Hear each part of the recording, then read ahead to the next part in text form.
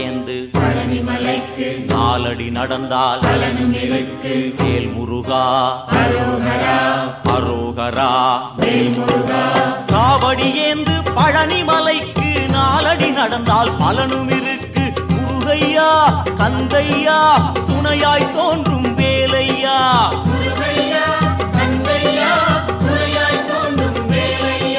முருகா முருகா அரோகரா